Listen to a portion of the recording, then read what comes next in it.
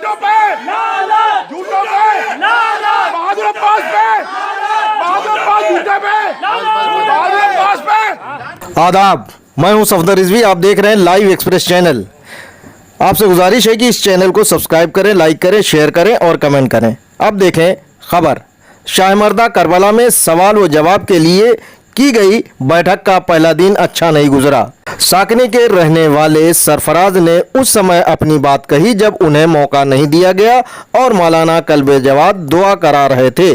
तभी सरफराज ने उठकर समय मांगा और मौलाना कल्बे जवाद से बोलने की गुजारिश की। हालांकि कमेटी के महासचिव बहादुर अब्बास सरफराज को समय देने के पक्ष में नहीं थे, लेकिन समय मिलने पर सरफराज ने मौलाना कल्बे जवाद से सवाल पूछकर उनके होश उड़ा दिए। इसके नतीजे में दोनों पक्षों में गाली गलौज और कहासुनी हुई। बैठक में सरफराज ने क्या सवाल उठाए, सुने उन्हीं की जबानी। हम सिर्फ इतनी बात करना चाहते हैं, मौलाना के तवसुल से जब भी मौलाना यहाँ हाजिर हुए हमने कोशिश की है कि हम भी ज़्यादा फरमाएं मौलाना की। इससे पहले जब हम मौलाना के सामने हाजिर हुए थे और हमने अपनी बात रखने की कोशिश की थी, ऐसा नहीं है कि हमने इससे पहले अपनी बात रखने की कोशिश नहीं की। मैनेजिंग कमेटी बनने से पहले, मैनेजिंग कमेटी बाद में बनी है, दरवाजा दूसरा हमने बाद में देखा है। पहले हमने अपने रहबरों के कदम देखे, पहले हमने अपने रहबरों की चौखटों तक जाने की कोशिश की है जो हमें नहीं जाने दिया गया। हम लखनऊ भी जाने को तैयार है, दिल्ली में भी जाने को तैयार है, पूरा हिंदुस्तान और पूरी दुनिया घूमने को तैयार है। मसला ये हुआ कि जब इससे पहले हम किबला की खिदमत में हाजिर हुए और हमने अपनी बात रखने की कोशिश की तो हमें बात रखने नहीं दी गई, जिसके लिए आज बात रखने दी जा रही है, जिसके लिए मैं बहुत शुक्रगुजार हूं सभी हाजिरीन का। होता क्या है कि जब हम अपनी बात रखने के लिए अपने उलमाओं के पास जाते हैं, क्योंकि इनके पास बहुत ही कीमती वक्त है, बहुत कम वक्त हमें मिल पाता है और वो भी ना मिल पाए, उसके बाद जब हम यहाँ बात रखने के लिए आए और हमारी बात नहीं सुनी गई और उसी दिन करबला यूनिवर्सिटी का संगे बुनियाद रखने के लिए मामले को डाइवर्ट कर दिया गया। मैं पूछना चाहता हूँ हाजिरीन से, अगर उसमें इसमें कोई भी लोग मौजूद थे जो आज मौजूद हैं, इस यूनिवर्सिटी का क्या हुआ? उससे पहले दरगाह में करबला की जमीन पर इमाम हुसैन का रोजा बनाने के लिए बात की गई। मैं पूछना चाहता हूँ आखिर वो रोजा कहाँ तामीर हुआ? हमें आज तक उसकी जियारत क्यों नहीं हुई? मैं पूछना चाहता हूँ जिस वक्त नर्सरी करबला में हमें नर्सरी का पोजीशन लेना था, हमने घर घर जाकर मेंबर बनाए, यहाँ पर रजिस्टर अपना 2700 मेंबर बनाए, आखिर वो 2700 मेंबर दिल्ली के गए कहाँ? कौन कहता है कि हम सब दिल्ली में लोग नहीं रहते? हम दिल्ली में अभी भी लोग रहते हैं। वो 2700 लोग खत्म कर दिए गए। हमने अपनी बात किबला तक पहुंचाने की कई जरायों से कोशिश की। किबला हमारी बात सुन लीजिए, किबला फेयर इलेक्शन करवा दीजिए, किबला हमें इलेक्शन नहीं लड़ना है, किबला वो तो पर फाइज होना नहीं चाहते, लेकिन कौम का हक नहीं मारने देंगे। ये हम पर इमाम की जिम्मेदारी है, ये हम पर वक्त की जिम्मेदारी है। हमें वो वक्त नहीं दिया गया। हमारा शिकवा है हमारे रहनुमा से, हमारा शिकवा है हमारे इमाम से। हम तो बहुत ही खाक के जर्रे हैं। हम इमाम की, हम अपने रहनुमा की कैसे किसी भी कदर एहतराम ना करें, ये हम पर कैसे हो सकता है? हम पर लाजिम है हम अपने छोटे से छोटे रहनुमा का एहतराम करें और हम बाखुदा करते हैं हमारी मौलाना से। आपका बहुत ही कीमती वक्त है, मुझे बार बार अपनी बात को ब्रेक करना पड़ रहा है। हमारी मौलाना से आप लोगों के बीच में गुजारिश है, इसमें बहुत सारे लोग दिल्ली से बाहर के आए हुए हैं, मैं आप सब भाइयों को यकीन दिलाना चाहता हूँ, सरफराज हुसैन पूछा पंडित दिल्ली का रहने वाला है। बहुत से लोग शायद मुझे जानते होंगे, बहुत से लोग नहीं जानते होंगे। मैं यहाँ जितनी बातों की हेडलाइन दे रहा हूँ, इसके लिए यहाँ भी अभी मौजूद हूँ, इसके बाद अपने घर पर भी मौजूद हूँ। लखनऊ, मुजफ्फरनगर, साकनी, मेरठ, जहां तक आप बुलाना चाहते हैं मैं आऊंगा। हमारा मकसद दरगाह शाहमर्दा की तामीरात के काम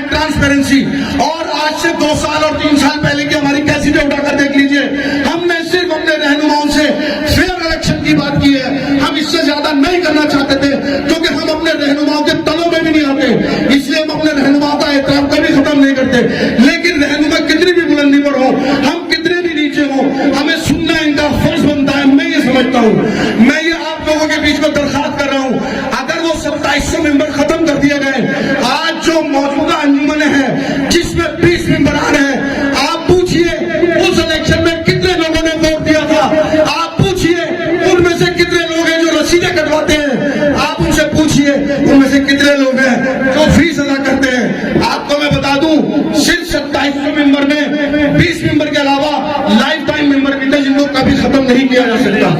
आज मैं पूछना चाहता हूं आपसे कि वो लाइफ टाइम मेंबर किस तरह खत्म कर दिए गए। आज मैं पूछना चाहता हूं आपसे कि अगर आप कल को लाइफ टाइम मेंबर होंगे, आप हमारी कौन का मुस्तकबिल है। सुना आपने सरफराज ने किस तरह से सवाल उठाए और सवाल उठाना चाहिए। अगर सवाल जवाब के लिए बैठक की गई है तो उसमें ज्यादा से ज्यादातर लोगों को बुलाया जाना चाहिए था और उन्हें सवाल का मौका देना चाहिए था। लेकिन ऐसा लग रहा था कि सवाल जवाब करने के लिए सिर्फ चापलूसों को ही बुलाया जा रहा है, बाकी उन लोगों को मौका नहीं दिया जा रहा है। अगर ऐसा होता तो आखिर वक्त में जब मौलाना कल्बे जवाद दुआ करवा रहे थे उस वक्त सरफराज को न कहना पड़ता कि वो उनसे वक्त चाहता है, वो भी अपनी बात कहना चाहते हैं। सुने किस तरह से वक्त मांगा था सरफराज ने और उसके बाद लोगों को हंगामे से बचाना चाहिए था, जो नहीं हुआ। और तकरीर के बाद हंगामा हुआ, दोनों पक्षों में गाली गलौज हुई, जिसकी जितनी निंदा की जाए कम है। दहशतगर्दी को खत्म कर दे और जो लोग दहशतगर्दों की सरपरस्ती कर रहे हैं, बांटने वाला उन्हें भी नहीं, उसको नाबूद फरमा दे। मोहम्मद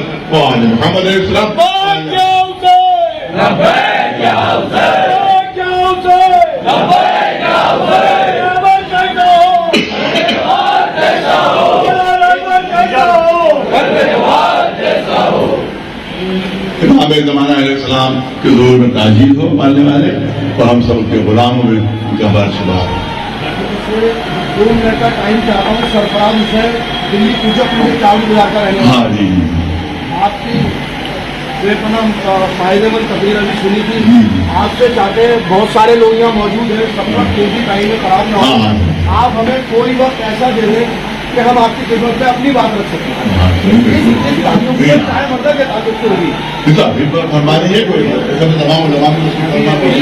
अगर मौका देंगे तो मुझे वहाँ आने का यहाँ से नहीं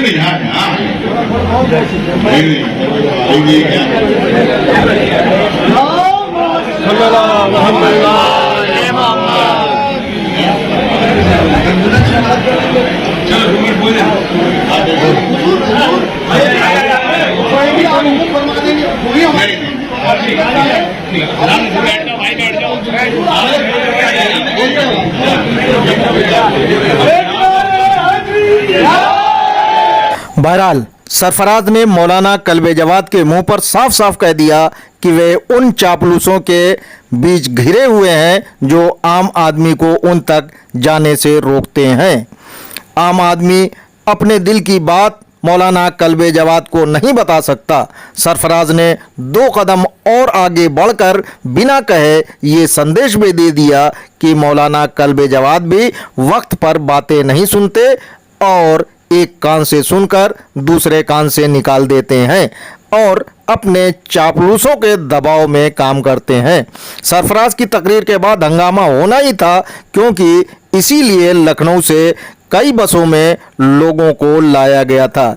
जी हाँ, हुसैनी टाइगर को, जैसा कि टाइगर नाम से साफ है कि किसी जानवर का जिक्र हो रहा है। तो जानवर क्या करता है, देखें क्या किया इस तकरीर के बाद।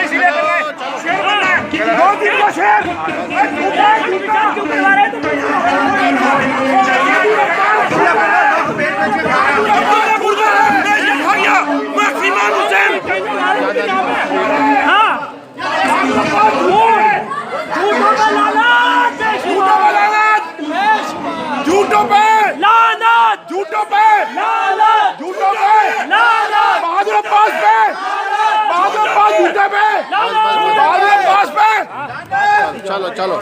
आपसे गुजारिश है कि इस चैनल को सब्सक्राइब करें, लाइक करें, शेयर करें और कमेंट करें।